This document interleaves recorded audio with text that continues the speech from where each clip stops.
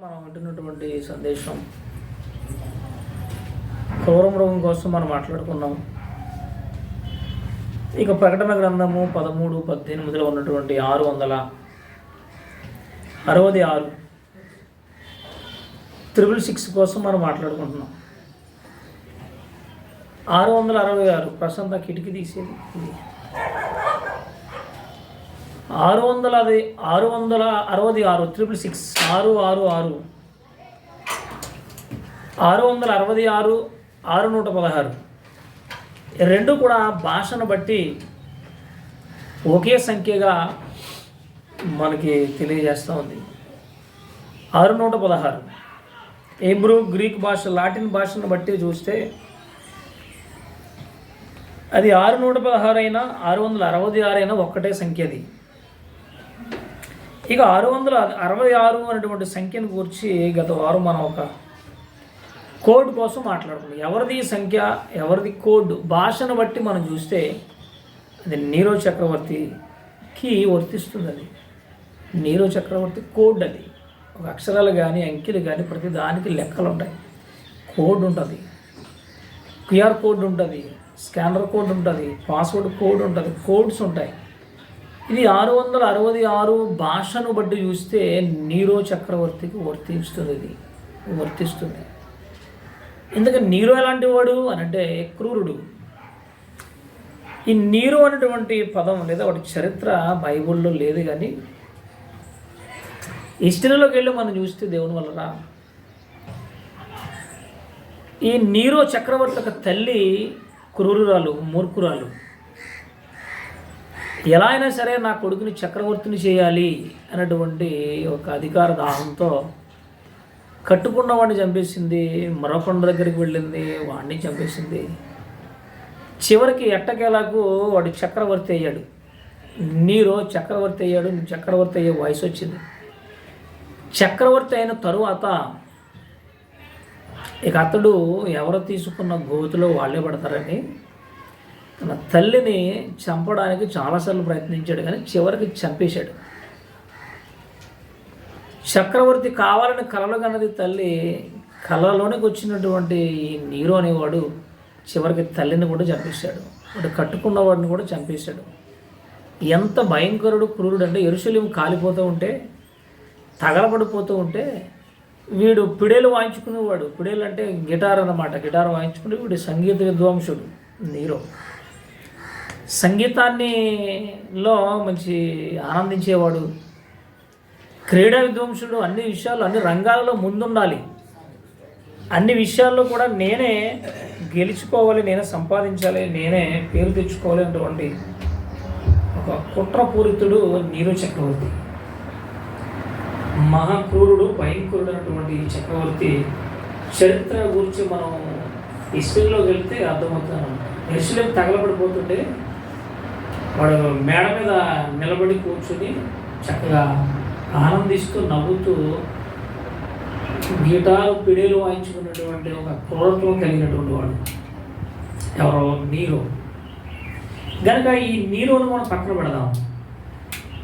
ఇప్పుడు ఈ కోడ్ అనేది లేదా 666 సంఖ్య అనేది ఎవరికి వర్తిస్తుంది, ఇది ఎవరిని గురించి చెబుతుంది అని మనం ఆలోచించి బైబిల్లోనికి వెళితే, గత వారం మనం బైబిల్ కాకుండా బయట భాషను బట్టి, కోడ్ను బట్టి మనం విన్నాం. ఇక ఈరోజు బైబిల్లోనికి వెళ్ళి వాక్యానుసారంగా మనం చూస్తే, ఆత్మీయంగా మనం ఆలోచన చేస్తే ఈ 666 ఎవరి సంఖ్య, ఇది ఎవరిని చూపిస్తుంది అనే ఒక సందేశాన్ని ఈరోజు మనం విందాం. మీరు జాగ్రత్తగా వినాలని నేను కోరుతున్నాను. 666 మీకు అర్థమవుతుందా? ఈ 666 మాకెందుకండి, నెంబర్లో మాకెందుకండి, గొడవ మాకెందుకండి అనకూడదు. చాలామంది అనే మాటలు ఇవే. మాకేం తెలియట్లేదు, ఆయన ఏదో చెబుతున్నాడు. ఆ 666 నెంబర్ ఎందుకు మాకు? మీరు ఇంకా పిల్లలు పాలు తాగే దశలో ఉంటారా? పాలు చిన్నపిల్లలకు ఇస్తారు. ఈ చిన్నపిల్లలు పాలు తాగిన తర్వాత ఆహారం పెట్టాలి. నేను ఇక్కడ ఎదిగిన తర్వాత కూడా నేను పాలు ఇస్తానంటే అది కరెక్ట్ కాదు. అది గనక ఆత్మీయ సంగతి, ఆత్మీయ పిల్లలుగా ఉన్నటువంటి మనము కూడా ఆలోచన చేయాలి. మనం ఎదగాలి. నేను ఇంకా మూలపాఠంలో ఉంటాను, నేను ఇంకా పాలే త్రాగుతాను, నాకెందుకంటే జాయింట్ దమ్ము బిర్యానీ అనకూడదు. ఎదుగుతున్నటువంటి వారు, సంఘములో బాప్తిస్వం తీసుకుని రక్షణ తీసుకుని సంఘములో చేర్చబడినటువంటి వారు ఎదుగుతూ ఉండాలి. రక్షణ తీసుకుని 5 ఏళ్ళు అయింది, 10 ఏళ్ళు అయింది, 15 ఏళ్ళు అయింది, 20 ఏళ్ళు అయింది, 40 ఏళ్ళు అయింది, 50 ఏళ్ళు అయింది, ఇంకా పాలు తాగేవారుగా ఉంటారా? కనుక బైబిల్ ప్రకటన గ్రంథం అనగానే భయపడిపోయి అడిగిపోయి అయ్యి కొత్త సంగతులు అంటే మాకేం అర్థం కాదు. కొత్త ఏం కాదు, పాతయే. బైబిల్లో కొత్త సంగతులు ఉండవు.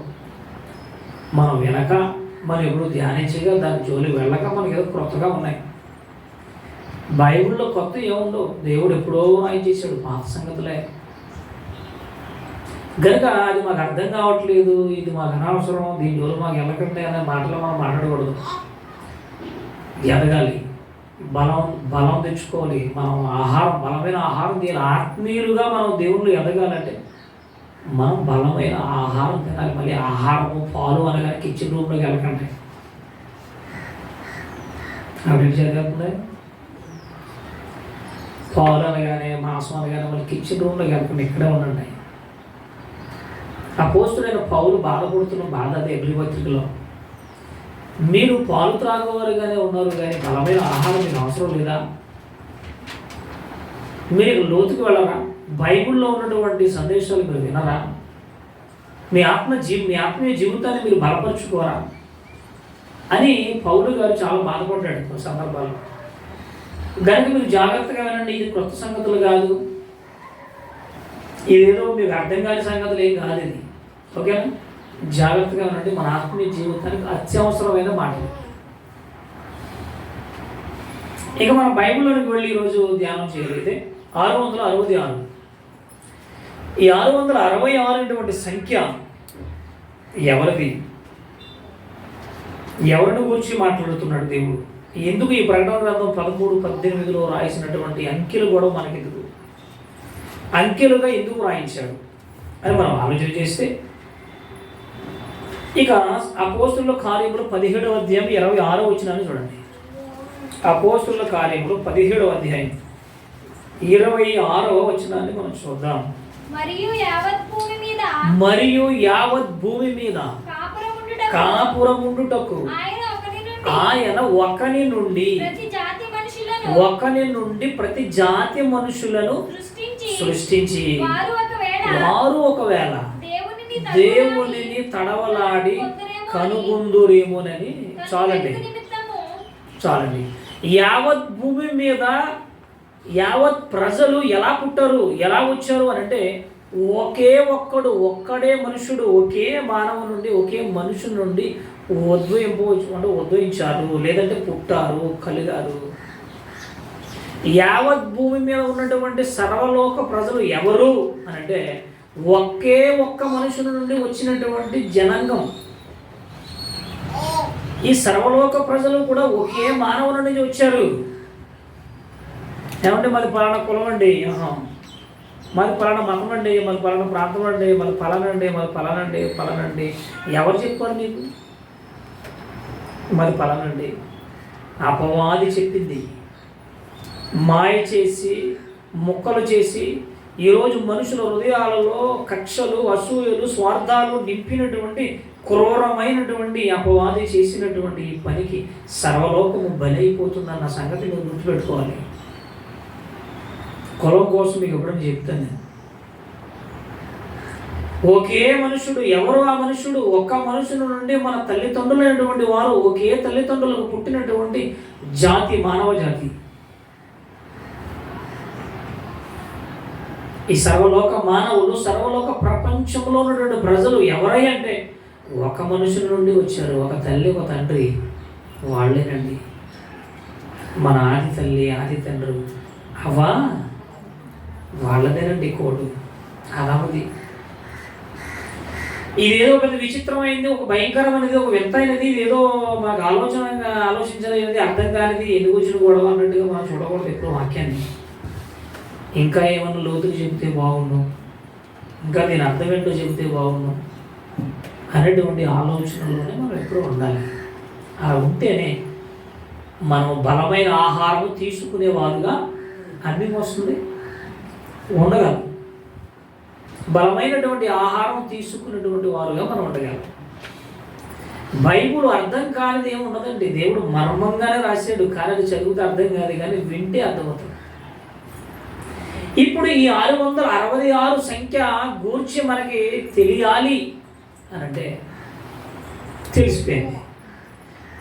ఒక మనుషుని నుండి, ఇప్పుడు ప్రకటన గ్రంథం 13:18, ఇది ఒక మృగము సంఖ్య, ఇది ఒక మనుషుని సంఖ్య, ఇందులో జ్ఞానం ఉన్నది అంటారు. చూడండి, బుద్ధి గలవాడు. ఎవరి బుద్ధి గలవాడు? బుద్ధి గలవాడు మృగము యొక్క సంఖ్యను లెక్కింపనిమ్ము, అది ఒక మనుషుని సంఖ్య, ఆ సంఖ్యలో 666, అందులో జ్ఞానం ఉంది. ఏమంటే ఒకటేమో మృగము సంఖ్య అంటున్నాడు, రెండవదేమో మనుషుని సంఖ్య అంటున్నాడు, మూడవదేమో జ్ఞానం ఉంది అంటున్నాడు. ఏంటిది ఇన్ని రకాలుగా భయపడింది? ఏమర్థం కాలేదు. ఈ 660 గొడవ ఏంటో, ఈ సంఖ్య ఏంటో చదివినంత సేపు కూడా మనకి ఏం అర్థం కావట్లేదు. అది మృగము సంఖ్య అంటున్నాడు, ఒక మనుషుని సంఖ్య అంటున్నాడు, మళ్ళా ఇందులో జ్ఞానం ఉంది అంటున్నాడు. మనుషుని సంఖ్య, ఈ సంఖ్యను లెక్క పెట్టాలంటే ఏముండాలి? ఈ సంఖ్య తెలియాలంటే ఏముండాలంటే బుద్ధి ఉండాలి. ఏ బుద్ధి? దానియేలు గ్రంథం 12:3 మనకు తెలుసు, బుద్ధిమంతులైతే ఆకాశమందున్న నక్షత్రములను స్టార్ను పోలుతారు, అనేకులు ఎవరైతే అనేకులను ప్రభు దగ్గర నడిపిస్తారో వాళ్ళే స్టార్స్. ఇక కొలసీ పత్రిక 2:3 రాగానే బుద్ధి జ్ఞానము సర్వ సంపదలు ఆయనలోనే ఆయన యందు గుప్తమై ఉన్నవి. ఎవరు బుద్ధిమంతులు? ఈ సంఖ్య ఎవరికి తెలుస్తుంది? ఎవరు దీన్ని లెక్కించగలరు? ఎవరు దీనిని వివరించగలరు అంటే అందరికీ తెలియదు. ఇక ఈ సంఖ్య కోసం ఇప్పటికే ఎన్నో మనం విన్నాం. ఈ 666 అనగానే ఏమన్నాడు? ఒకటేమో లాడిన్ సంఖ్య అన్నాడు, ఒకటేమో ఆ సంఖ్య అన్నాడు, ఒకళ్ళు ఈ సంఖ్య అన్నాడు, ఒకళ్ళు ఏమో అది అన్నాడు, ఒకళ్ళు ఇది అన్నాడు, అది అన్నాడు. ఏం లేదు. ఇది బుద్ధి గలవాడు లెక్కించగలడు. బుద్ధి ఉండాలి. ఏంటి బుద్ధి అంటే దేవుని వాక్యం అనే జ్ఞానం కలిగిన వాడే దీన్ని లెక్క చెప్పగలడు. ఎవరికి పడతాం వాళ్ళకి తెలియదు. కొరింథీయులకు రాసినటువంటి మొదటి పత్రిక, దానికి ముందు రోమాపత్రిక 8:19, రోమీయులకు రాసినటువంటి పత్రిక 8వ అధ్యాయం 19వ వచనం, దేవుని కుమారుల ప్రత్యక్షత కొరకు సృష్టి మిగుల ఆశతో ఎదురు చూసుచున్నది. తేరు చూస్తుంది. అది 1000 కళ్ళతో చూస్తుంది. మనం అంటాం కదా, మీ రాక కోసం 1000 కళ్ళతో చూసామంటే, 2 కళ్ళు 1000 కళ్ళు ఎక్కడ వచ్చాయి? అన్ని అబద్ధాలే. 2 కళ్ళు పట్టుకుని ఏమంటాం? 1000 కళ్ళతో ఎదురు చూసామండి. 1000 కళ్ళు ఎందుకు? మీకోసం బాగా ఎదురు చూసామంటో మాటతో పోతుందిగా, లేదా చాలా రోజులు చూస్తున్నామంటో మాట. 1000 కళ్ళతో అంటే అక్కడ కాసేపు సెట్టింగ్ చేయాలిగా. 1000 కళ్ళు అలా వచ్చేసాయి. సంఖ్య, దాని అర్థం, దాని మీనింగ్ వేరు. దేవుని కుమారులు, దేవుని కుమార్తెల ప్రత్యక్షత కొరకు సృష్టి మిగుల ఆశతో ఎదురు చూస్తున్నది, తేరు చూస్తుంది. ఎందుకు కనిపెడుతుంది? ఇక్కడ 2 కేటగిరీ వారు కనపడుతున్నారు, 2 గుంపులు కనపడుతున్నారు. 2 రకాల మనుషులు కనపడుతున్నారు, 2 రకాల తత్వం కలిగినటువంటి వారు కనపడుతున్నారు. ఎవరు వాళ్ళు? రోమపత్రిక అదే 8వ అధ్యాయం 44 చూడండి. అదే రోమపత్రిక అదే 8వ అధ్యాయం 44వ వచనం. కాబట్టి 8:44 అదే రోమ కాదు, యోహాను సువార్త రండి. యోహాను సువార్త 8:44. యోహాను సువార్త 8వ అధ్యాయము 44వ వచనం. ఇక్కడే ఉందో చూడండి. ఎవరు ఈ 2 కేటగిరీ కలిగిన వారు? ఎవరు ఈ 2 గుంపులు? అదనమాట. ముందేమో రోమ 8:19 చూసామంటే మనం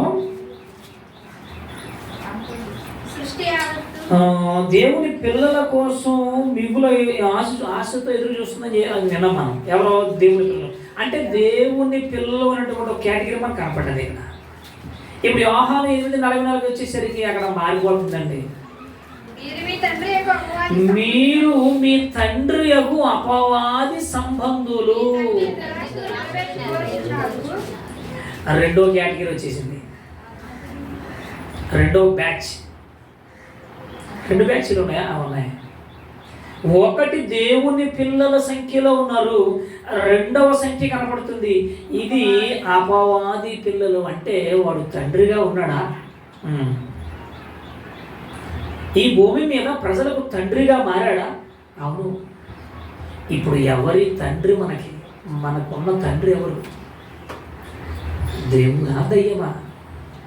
ఈరోజు దేవుడిని చెప్పుకుని దెయ్యపు సంఖ్యలోనికి మారిపోయిన వారు ఎందరో కనపడుతున్నారండి.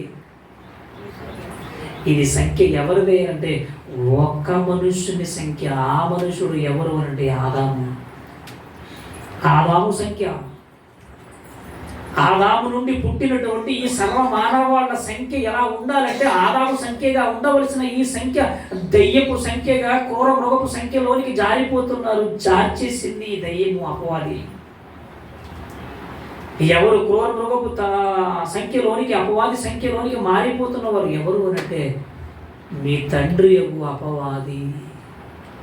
వాడి ఆశలు నెరవేరుస్తున్నారు, వాడి ఆలోచనలోనికి మీరు వెళ్ళిపోయారు. అక్కడ రాయబడి ఉందండి, కిందకి వెళ్తే మనం చదవగలిగితే వాడు అబద్ధాన్ని మీకు బోధిస్తున్నాడు, అబద్ధపు మాటలు వింటున్నారు, సత్యానికి మీరు చోటు ఇవ్వలేదు, నన్ను మీరు కాదనుకుని నన్ను నమ్మలేదు.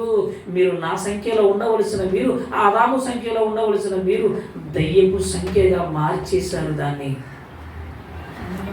అపవాది సంఖ్యలోనికి మారిపోయినటువంటి మీరు ఎవరయ్యా అంటే మా తండ్రి అపవాది అని చెప్పుకుంటున్నారండి. దేవుడు కాదా మీ తండ్రి? కాదు, దయ్యం. గలతీ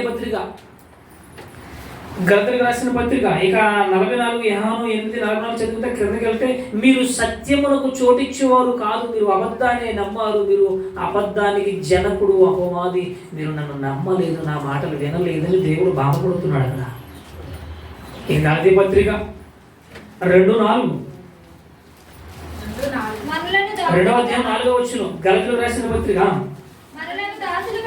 మనలను దాసునిగా చేసుకోవాలని క్రీస్తు యేసు వలన మనకు కలిగిన మన స్వాతంత్ర్యములో వేగు చూచుటకు రహస్యముగా తేబడి దొంగతనముగా ప్రవేశించిన కపట సహోదరుల వలన. ఈరోజు సంఘములో ఉన్నటువంటి విశ్వాసుల యొక్క సంఖ్య ఎలా మారిపోతుంది? కపట సహోదరులు. ఇక 1:6 అందులోనే క్రీస్తు కృపను బట్టి మిమ్మును పిలిచిన వాని విడిచి భిన్నమైన సువార్త తట్టుకు ఇంత త్వరగా తిరిగిపోతారని, మారిపోతారని నేను కలలో కూడా ఊహించలేదని బాధపడుతున్నాడు పౌలు గారు. నేను క్రీస్తు సువార్తను మీకు చెబితే మీరేంటి క్రొత్త సువార్త చెబుతున్నారు, క్రొత్త సిద్ధాంతాలు చెబుతున్నారు, క్రొత్త మాటలు మాట్లాడుతున్నారేంటి? యేసుక్రీస్తు వారు సువార్త నేను ప్రకటించిన తర్వాత మీరు ఇంత త్వరగా మారిపోతారని, మీరు సంఖ్యను మార్చుకుంటారని నేను ఏనాడు ఊహించలేదు అంటున్నాడు పౌలు గారు. ఈ రోజండి వాక్యం చెబుతున్నారా, కళలు చెబుతున్నారా, లేకపోతే లేనిపోని కళ్ళబొల్లు మాటలు చెబుతున్నారా, లేకపోతే ఏం చెబుతున్నారు ఈరోజు సంఘాలలో? చెప్పండి. వాళ్ళు బోధించేది వాక్యమేనా? బైబుల్ నుంచి బైబుల్ మాట్లాడుతున్నారా? లేదా వాళ్ళ సిద్ధాంతాలు, వాళ్ళకు ఉన్నటువంటి వాళ్ళ తెలివి, వాళ్ళ జ్ఞానం, లేదా వాళ్ళకు ఉన్నటువంటి విధి విధానాలను రుద్దుతున్నారు? చెప్పండి ఈరోజు సంఘాల్లో. ఈరోజు బైబిల్ని బోధిస్తున్నారా? ఎన్నెన్నో కల్పన కథలు, ఎన్నెన్నో మాటలు మాట్లాడుతున్నారు ఈరోజు సంఘాలలో. ఎవరు వీళ్ళంటే అపవాది సంఖ్యలోనికి జారిపోయిన జనాంగం వెళ్ళనండి. 666 సంఖ్య కలిగినటువంటి ఆదాము, మొట్టమొదటి ఆదామైనటువంటి ఆదాము సంఖ్యలో ఉండవలసినటువంటి ఈ మనుషులు మృగము సంఖ్యగా మార్చేసుకుని మృగములా మారిపోతున్న వారు ఈరోజు ఎందరో. అపోస్తలుల కార్యం 20:19 29 ఎలా మార్చేసింది, ఎలా మారిపోతున్నారు, ఏ రకంగా మారిపోతున్నారు మీరు చూడండి, ఆలోచించింది ఏమన్నా. ఇది తెలియాలంటే బుద్ధి కావాలి. ఏ బుద్ధి అంటే జ్ఞానము కావాలి. ఆ జ్ఞానం అనే బుద్ధి కలిగిన వాడే ఈ లెక్క అనేది సంఖ్యను వాడు చెప్పగలడు. ఈ సంఖ్య అందరికీ తెలియదండి. ఇది పోపు గారి సంఖ్య అన్నారు, ఇదిగో ఇదేమో పలానా సంఖ్య అన్నారు, ఇది పలానా సంఖ్య అన్నారు, ఇది రేషన్ కార్డు అన్నారు, అది ఆధార్ కార్డు అన్నారు, ఇది ఈ కార్డు అన్నారు. ఏ కార్డు కాదు ఇది. బుద్ధి గలవాడు మృగం యొక్క సంఖ్యను లెక్కింపనిము. దేవుని వాక్యం అనే జ్ఞానము, దేవుని వాక్యం అనే బుద్ధి కలిగినటువంటి వారు మాత్రమే లెక్కించగలరు. ఎంతకీ బుద్ధి కలిగిన వారు ఎవరంటే దేవునిని కలిగి ఉన్నవారు బుద్ధి కలిగిన వారు. దేవునిలో ఉన్నవారు, దేవుని కోసం బ్రతుకుతున్నవారు, వారి జీవితకాలం దేవుని కోసం త్యాగం చేయగలిగినటువంటి వారేనండి బుద్ధి కలిగిన వారు. ఇంకా మించి బుద్ధి కలిగిన వారు ఎవరు లేరు భూమి మీద. ఎవరు బుద్ధి కలిగిన వారు? దేవునితో బంధము కలిగి, దేవునితో సహవాసం కలిగి జీవిస్తున్న వారు బుద్ధి కలిగిన వారు. దేవుని వాక్యాన్ని ఎరిగిన వారు బుద్ధి కలిగిన వారు. ఈ బుద్ధి కలిగిన వాడు మాత్రమే మృగం యొక్క సంఖ్యను లెక్కింపలేము. చదవండి 20:29 అపోస్తులు గారి. నేను వెళ్ళిపోయిన తర్వాత క్రూరమైన తోడేళ్ళు మీలోనికి ప్రవేశించునని నాకు తెలుసు. వారు మందలు కనికరింపరు మరియు శిష్యులను తమ వెంట ఈడ్చుకుని పోవుదురని వంకర మాటలు పలుకుచు మనుషులు మీలోనే బయలుదేరుదురు. ఎందుకు చెప్పండి ఇన్ని శాఖలుగా మారిపోయి, ఇన్ని సిద్ధాంతాలుగా మారిపోయి, ఎందుకు ఇన్ని డినామినేషన్లుగా మారిపోయి? కారణం ఏంటి చెప్పండి? అపవాది సంఖ్యలోనికి మారిపోయినండి వీళ్ళందరూ. ఆదాము తొలి మానవుడైన ఒక మనుషుని సంఖ్యనటువంటి ఆదాము సంఖ్యను కాస్త మృగము సంఖ్యగా మార్చేసుకున్నారు ఈ సర్వలోక సమాజం, జనాంగం. ఎందరో క్రూరమైన తోడేళ్ల స్వభావం కలిగి సత్యాన్ని అసత్యంగా మార్చి బైబిల్లో ఉన్నది ఒకటైతే మరొకటి బోధిస్తూ, అబద్ధాన్ని బోధిస్తూ, లేనిపోయి బోధిస్తున్నటువంటి వేళ్ళేనండి క్రూర మృగము సంఖ్య. ఇంకా మనం చూస్తే ఇక మత్తయి సువార్తలో మనకు పేతురు పత్రిక కూడా చాలా సందర్భాలు కనపడుతున్నాయి. చూడండి ఆ మాటలు చూసుకున్నది కదా. మత్తయి సువార్త 7:15. మత్తయి సువార్త 7:15 వచనం. అబద్ధ ప్రవక్తలను గూర్చి జాగ్రత్త పడుడి, కానీ వారు గొర్రె చర్మములను వేసుకుని మీ యొద్దకు వచ్చుదురు గాని లోపల వారి స్వభావము, వారి విధానము, వారి తీరు సరిగా లేదు. వాళ్ళు బోధించేది వాక్యము కాదు, సిద్ధాంతాలను బోధిస్తున్నారు. ఇది ఒక సంఘముని ఎడగొట్టేటువంటి విధానం, మనుషులకు విశ్వాసుల మనసులను మార్చేటువంటి లేనిపోని కళ్ళబుళ్ళు, కాకమ్మ కబుర్లు. వీళ్ళెవరు? ఈరోజు మీకు ఏమండి ఎందుకు వచ్చిన సిద్ధాంతాలండి ఇవన్నీ కూడా మారిన అన్నాం అనుకోండి, మీకు ఆ పాస్టర్ మంచిగా ఉండడు, ఈయన ఎప్పుడు ఇలాంటివి చెప్తూ ఉంటాడు, ఎలాగంటాడు అలాగంటాడు. అమ్మా మీ ఇష్టం, అన్నీ చేయొచ్చు, పర్వాలేదు, మీరు ఆనందంగా ఉండడమే నాకు కావాలని అనుకోండి. అబ్బా మా పాస్టర్ గారిలో అంటాడు ఇంకెక్కడ ప్రపంచంలో. బైబిల్ ఒప్పుకోదు. బైబిల్ ఉన్నది ఉన్నట్టుగానే బోధించాలి, ఉన్నది ఉన్నట్టుగానే మాట్లాడాలి, నీకు నచ్చినా నచ్చకపోయినా. ఇక ప్రకటన గ్రంథము అనగానే హెచ్చరిక, danger, warning, red alert already వచ్చేసిందిగా. 2 రాష్ట్రాలు రెడ్ అలర్ట్, మీరు బయటికి వెళ్ళకండి, స్కూల్ లేవు, కాలేజీ లేవు, ఆఫీసులో పక్కన పడండి, తినేసి ఇంట్లో పడుకోండి శుభ్రంగా. హెచ్చరిక. టైం ఇవ్వదు. ఏలూరుపోడు అశ్వరాపేట దగ్గర ఎర్రకోట గడ్డి కొట్టేసింది, మొత్తం ఊర్లన్నీ మునిగిపోతున్నాయి. మధ్యలో 30 మంది ఇరుక్కుపోరట గోదావరిలో. హెలికాప్టర్ తీసుకొచ్చి వాళ్ళు మొత్తం మీద బయటికి లాక్కొచ్చారు. ఏమండి నేను ఎలా ఉంటానండి, కాసేపు ఉండమనండి, నీరు రేపు పొద్దున్న ఖాళీ చేస్తానంటే నీరు ఆగిద్దా? అదే ప్రకటన గ్రంథం. ఇంకా మా ఊళ్ళు ఇంకా మారలేదంటే, మారతారంటే నేను కూడా మారుతానంటే, తర్వాత 4 రోజులు టైం ఏమంటే, సంవత్సరం ఏమంటే, కొత్త సంవత్సరం జనవరి బాప్తిజం తీసుకుంటే ఆగదండి. ప్రకటన గ్రంథం హెచ్చరిక, రెడ్ అలర్ట్, డేంజర్, వార్నింగ్. నాకు టైం ఏమండి, నేను చూస్తానండి, నేను చేస్తానంటే కుదరదు, గెట్ అవుట్, నువ్వు మారావా సరే, లేకపోతే నా నోట నుండి ఉమ్మి వేయదలిచి ఉన్నాను అంటున్నాడు ప్రకటన గ్రంథంలో. హెచ్చరిక, ప్రకటన, పబ్లిసిటీ కాదు, క్యాన్వసింగ్ కాదు. Danger, warning. ప్రకటన అనగానే వార్నింగ్. ఇక నీకు టైం ఉన్నా లేకపోయినా కానీ అనవసరం. నువ్వు వింటావా విను, కూర్చుంటావా కూర్చో, మారుతావా మారు, లేకపోతే గెట్ అవుట్. రెండే మాటలు ప్రకటన గ్రంథం అంతే. ప్రకటన గ్రంథం చెప్పేది అదేనండి. అందుకే దీని జోలికి ఎవరు ప్రకటన గ్రంథం జోలికి ఎవరు. ప్రకటన గ్రంథం అబ్బో చాలా మర్మం అండి, ఇది అసలు ఈ మర్మాన్ని మనం ఎక్కలేమంటే దీని జోలికి వెళ్ళలేమండి. అందుకే ప్రకటన గ్రంథం జోలికి వెళ్ళరండి. ప్రకటన అంటేనే హెచ్చరిక. ప్రకటన గ్రంథంలో ఏముంది? మర్మం. ఏంటి మర్మం? సంఖ్య, సూచన. ఇందులో ఉన్నటువంటి భావాలు తీసుకోవాలి మనం. ఇందులో క్రూర మృగం 7 తలలు ఉన్నాయి, 10 కొమ్ములు ఉన్నాయి. ఎక్కడ ఉంది ఇలాంటి జంతువు? కొమ్ములు అంటే రాజరికానికి గుర్తుగా కనపడుతుంది. ఈ క్రూర మృగపు తత్వాలు, ఈ మృగపు లక్షణాలు, ఈ భావాన్ని మనం తీసుకోవాలి తప్ప 7 కొమ్ములు ఉన్నాయి, 10 తలకాలు ఉన్నాయి అంటే అలాంటి జంతువు ఎక్కడ లేదు.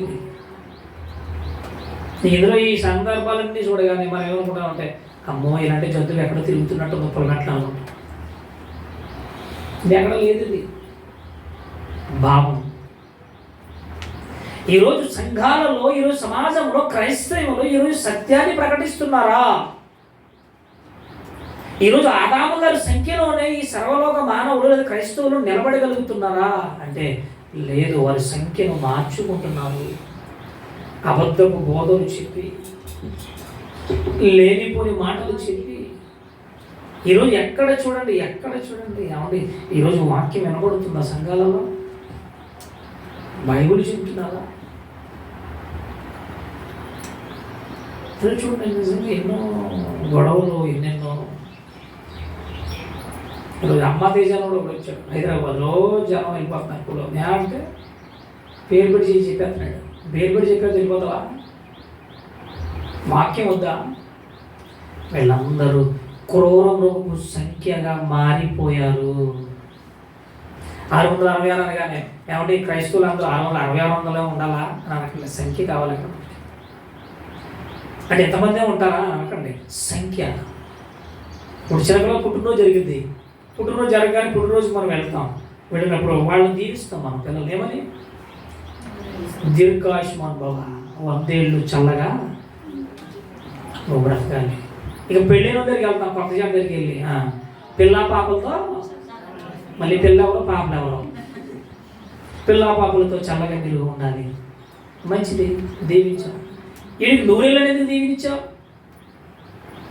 వాడి పుట్టినరోజుకి వెళ్ళాం, 100 ఏళ్ళు నువ్వు వర్దిల్లాలి అంటున్నావు. 100 ఏళ్ళు వర్ది 100 ఏళ్ళు బ్రతుకుతాడా? బ్రతకాలని మనం కోరుకుంటున్నాం. వాడు బ్రతకపోవచ్చు. పోనీ 50 సంవత్సరాల ఆయుష్మాన్ భవ అనొచ్చుగా. 100 ఏళ్ళు ఎందుకు? సంఖ్య. 1000 ఏళ్ళు అనగానే సంఖ్య. ఎక్కువ కాలం బ్రతకాలి, చల్లగా బ్రతకాలి. చైనాలో ఒక ముసలోడు ఉన్నాడు, ఇప్పటికీ 180 సంవత్సరాలు ఇంకా బ్రతికే ఉన్నాడు. 180 ఇంకా ఉన్నాడు. ఇప్పటికి బ్రతకొచ్చు, బ్రతకపోవచ్చు. కానీ మనం ఏం చేయాలంటే దీవించాలి. 100 ఏళ్ళు నువ్వు చల్లగా ఉండిపోవు. నా ఆయుష్ కూడా నీ బ్రతికే సరిగలేదు. చాలా మంది చేసి తప్పేంటి తెలుసా? నా ఆయుష్ కూడా పోసేసుకుని ఆయన ఏంటి పోసుకుని నీళ్ళ భలే చమత్కారంగా మాట్లాడతారండి. అలా నా ఆయుష్ కూడా పోసేసుకుని నువ్వే బ్రతికే చచ్చిపోతానని అర్థం కదా. దాని అర్థం అదేనా? నా సొమ్ము కూడా నువ్వే తీసుకున్నాడు ఉంది. ఏదో పెద్దోళ్ళు అలా అంటారు.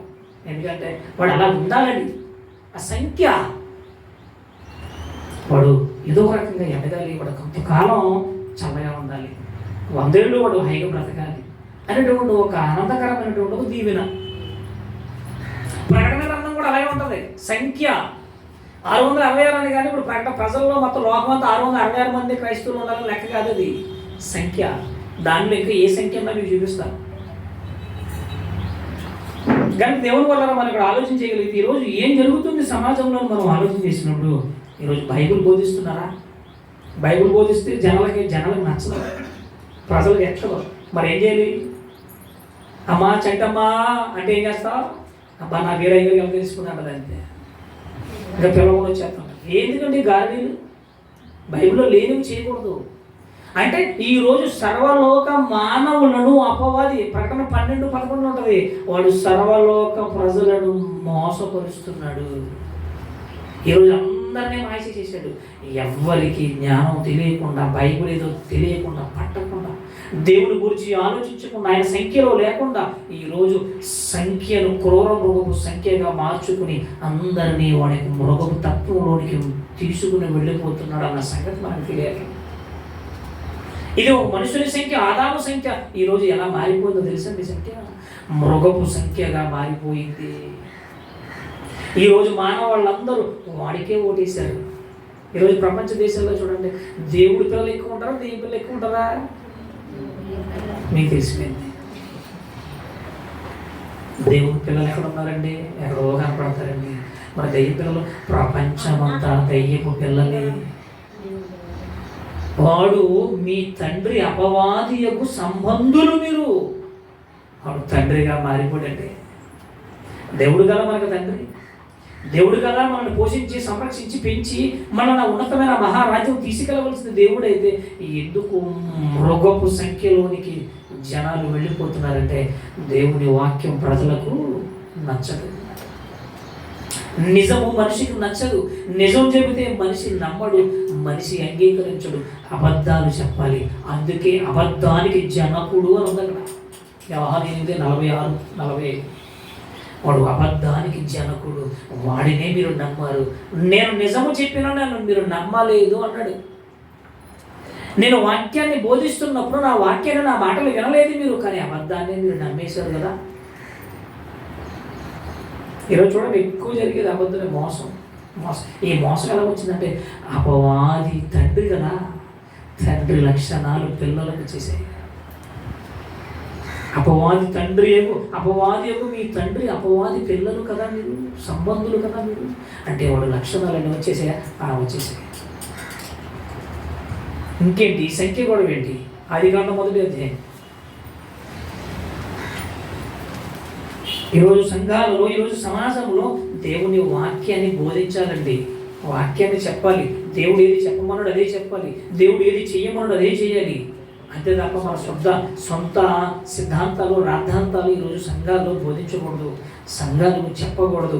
అబద్ధాన్ని మనం చెప్పకూడదు. వాళ్ళు విన్నా వినకపోయినా, వాళ్ళు మారినా మారకపోయినా, బైబుల్ వాక్యాన్ని, బైబుల్ దేవుడు చెప్పమన్న మాటలు మాత్రమే చెప్పాలి. మనం కలపకూడదు. అందులో ఒక సున్నైన, ఇందులో పొళ్ళు ఒత్తులైన తీయడానికి వీలు లేదు, అక్షరాలు మార్చడానికి వీలు లేదు. ఒకవేళ మారిస్తే అదే ప్రకటన 22 చివరిలో వేసాడు, స్టాంపు మొదలేసాడు.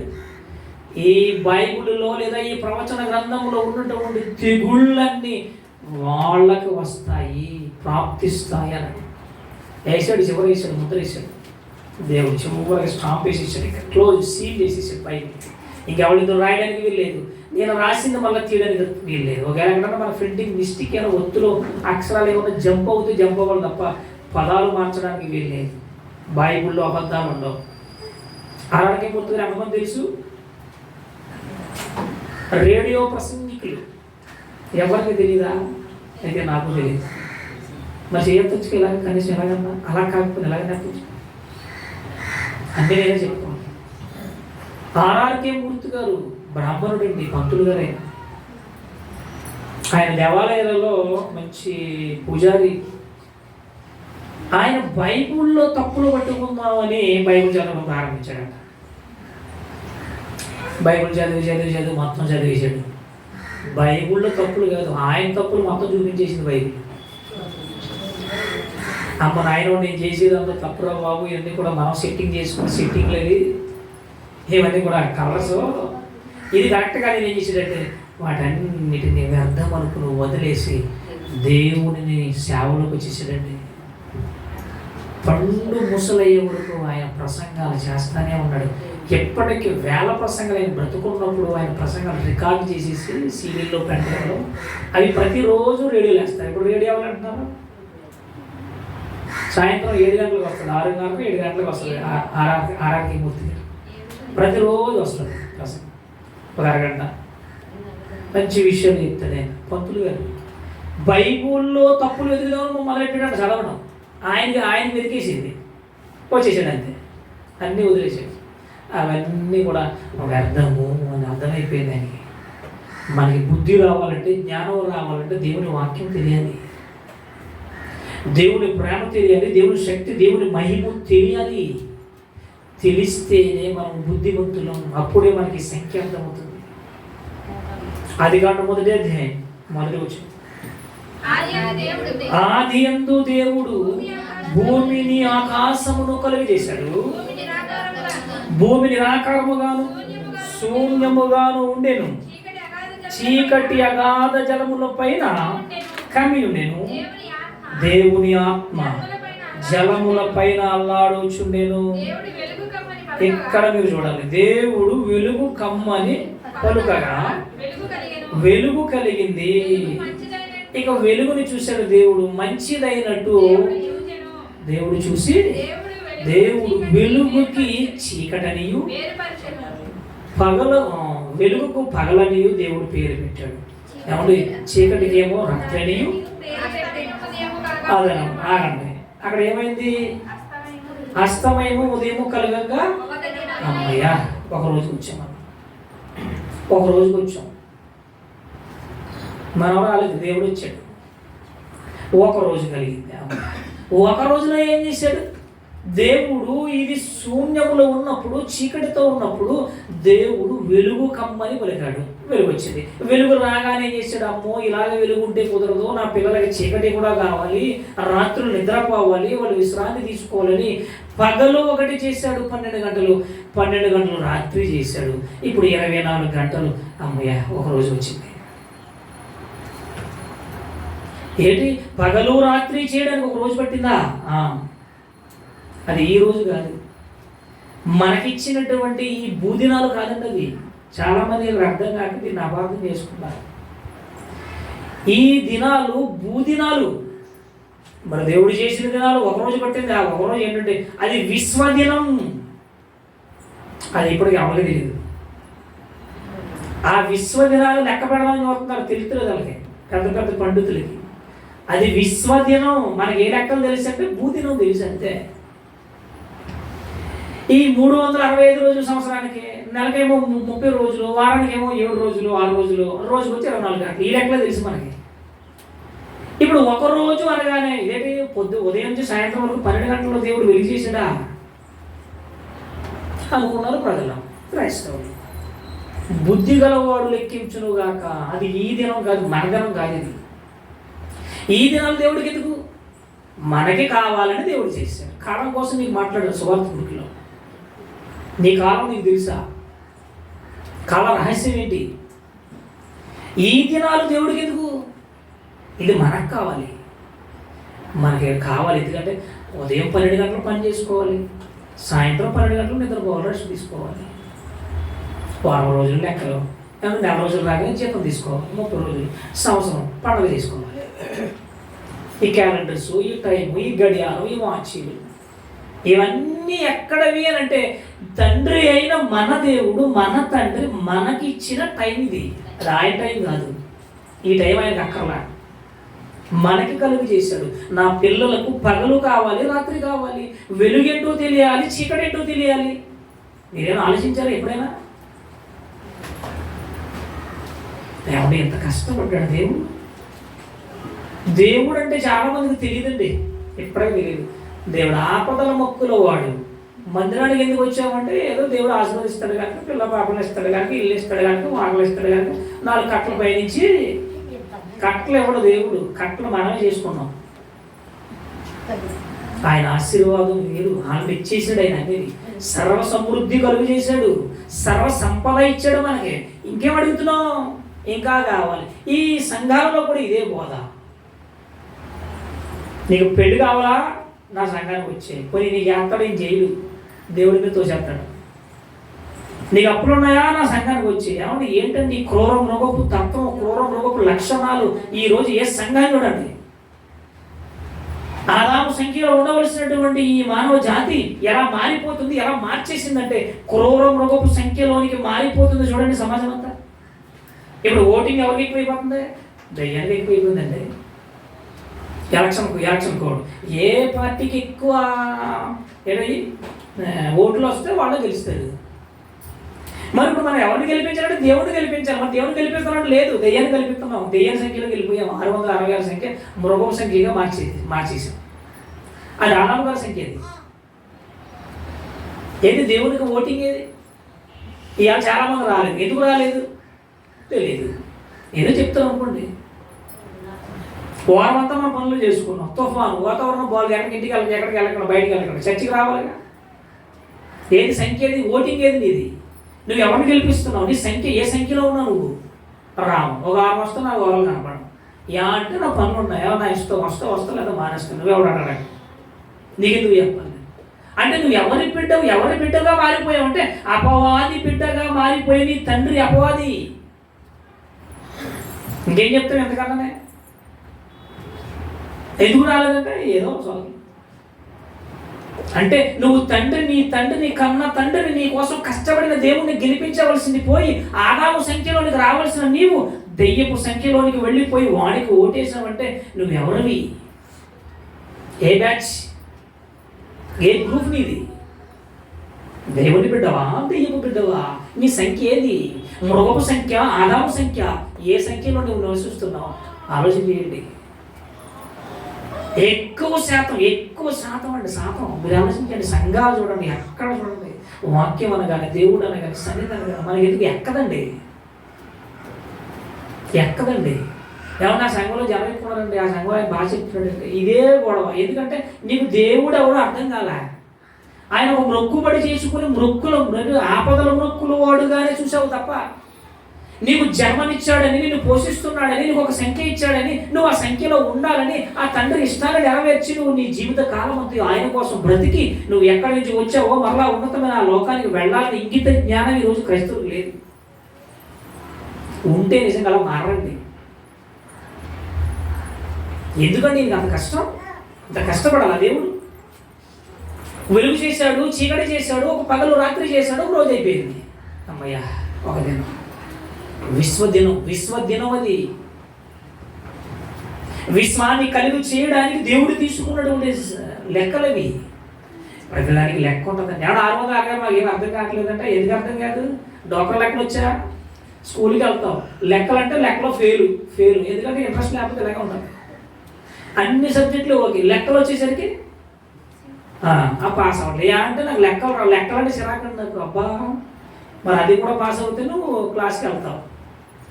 నేను అన్ని రాశానండి, నాకు లెక్కలు రాదండి అంటే ఫెయిల్ అయిపోయి మళ్ళీ చదువు. బైబిల్లో కొన్ని లెక్కలు ఉన్నాయి.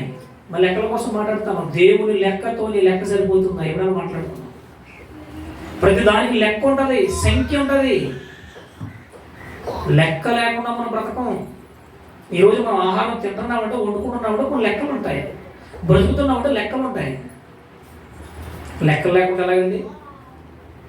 ఏదో 666 అంటే ఏం అర్థం కావట్లేదంటే కుదరదు. నువ్వు బలమైన ఆహారం తీసుకోవాలి. ఆ బలమైన ఆహారం దేవుడు బైబిల్లో కొన్ని కోట్లు వచ్చాడండి. కొన్ని కోట్ల సందేశాలు ఉన్నాయి. కోట్లు మన బ్రతుకు సరిపోదు. ఇంకెప్పుడు చూసినా అల్లెలు స్తోత్రమే. ఏమండి? ఇంక దేవుడిని ఎప్పుడు దీవించుగాక. దీవించాడుగా. ఇంకెప్పుడు మూలపాటాలు పాలే తాగుతారు. ఎడవరు. ఎదిగే దశలో లేవు మనం. అందుకేనండి అపవాది మనల్ని ఏం చేశాడు? వాడి సంఖ్యగా మార్చేసుకున్నాడు. ఎందుకంటే మనం ఎదగట్లేదు ఆత్మీయ జీవితంలో. మన ఆత్మను వర్ధిల్ల చేసుకోలేకపోతున్నాం. దేవుడి వాక్యంతో మనం ఇంకా బలపడలేకపోతున్నాం. వాడు వేసేసాడు. వాడు వాలేస్తే బాగోదని ఏమేశాడు? గేల వేస్తే బాగోదని ఏమేశాడు? వాడేసేసాడు. వాడు గుచ్చి లాగి వాడి సంఖ్యలోనికి చేర్చుకున్నాడు. ఇది చెప్పకపోతే మాకు తెలుసా? ఈరోజు ఎంతమంది ఆదాము గారు దేవుని సంఖ్యలో ఉండగలుగుతున్నారు? మీరు ఆలోచించండి. ఇక నెక్స్ట్ వారం వచ్చిన ఇప్పటికీ ఒక రోజు అయిందండి. అమ్మయ్య, అంత కష్టం అండి. మరియు దేవుడు జలముల మధ్య ఒక విశాలమును కలిగజేసి ఆ జలములను ఈ జలములను వేరుపరచును గాకని పలికెను. దేవుడు ఆ విశాలమునకు ఆకాశం అని పేరు పెట్టాను. విశాలము క్రింది జలం. ఇక్కడ మీరు గుర్తుపెట్టుకోవాలి. ఏమంటే మన కింద ఒక కాలువ కానీ, ఒక చెరువు కానీ, గోదావరి కానీ, సముద్రం కానీ చూసినప్పుడు ఎలా ఉంటుంది? మనకి కలర్ నీలి రంగులో ఉంటుంది, నీలం రంగులో ఉంటుంది. ఆకాశం వైపు చూడండి, ఎర్రగా ఉంటుందా? పైన కూడా నీలం రంగు, పైన ఉంది నీరు ఉంది. మొన్న చెప్పారు శాస్త్రవేత్తలు. బైబిల్ ఎప్పుడు చెప్పింది? అది కాదు, క్రింది జలములు మీది జలములు, అంటే పైన జలాలు ఉన్నాయంటే ఉన్నాయి. మరి వర్షం ఎక్కడి నుంచి వస్తుంది? భూమిలో నుంచి సముద్రంలో ఉన్నటువంటి నీరంతా ఆవిరయ్యి పైకి వస్తుందండి, మళ్ళీ కిందకు వస్తుందండి. మంచిదే. ఇప్పుడు పైన నీరు లేకుండా నీరు ఎలా వస్తుందండి? ఇంత కుంభవర్షం పడుతుంది, గట్లు తెగిపోతున్నాయి, ఊర్లు మునిగిపోతున్నాయి, సముద్రాలు పొంగిపోతున్నాయి. ఎక్కడది ఇది నీరు? పైన జలాలు ఉంచాడు. జలాలు రహస్యం. మీది జలములను క్రింది జలములను, అంటే పైన జలాలు ఉన్నాయా? ఉన్నాయి కనుక నీకు వర్షం వస్తుంది. చల్లటి వాతావరణం, శుభ్రంగా తినేసి రగ్గు కప్పుకుని నిజంగా హాయిగా పడుకుంటున్నాం. ఏమో గొడవ లేదండి, గొడవ లేదు, పని లేదు, స్కూల్ లేదు, ఉద్యోగం లేదు, పని లేదు, వ్యాపారం ఏం లేదు. అమ్మయ్య మంచి ఆరోగ్యం. అదే మామూలుగా వాతావరణం వర్షం పడలేదనుకోండి, మనం కుదురుంటామా? ఎప్పుడు 4 అవుతారా, ఎప్పుడు 5 అవుతారా, సడన్ బ్యాగ్ చదివండి, క్యారేజ్ మళ్ళీ సాయంత్రం ఎప్పుడు వస్తాం. ఓ తిరుగుడు కష్టం. రెస్ట్ ఉండదా? దేవుడు మన క్షేమాన్ని కోరి ఇదిగో కాలాలను కలుగజేసి, 3 కాలాలను కలుగజేసి, సంవత్సరాలను కలుగజేసి, ఋతువులను కలుగజేసి, ఇదిగో ఇలా మనకి అన్ని ఇస్తున్నాడు. ఎందుకు తెలుసు? మన క్షేమాన్ని కోరాడండి. సతాను కోరుకున్నాడా? లేదు. నిన్ను నాశనం చేయాలి, నిన్ను పతనం చేయాలి, నిన్ను నిజాగ్ని దండనకు పంపించాలని, దేవునికి దక్కకుండా చేయాలని వాడు మృగపు సంఖ్యగా మార్చుకుంటున్నాడు ఈరోజు సర్వలోకాన్ని. ఎవరికి అర్థమవుతుంది చెప్పండి? పోనీ అర్థం చేసుకోగలుగుతున్నారు? కొంచెం చెబితే వింటారా? మన సంఖ్య ఏది? మన కోడ్ ఏది? అమ్మయ్య, ఇప్పుడు 2వ రోజు అయిందండి.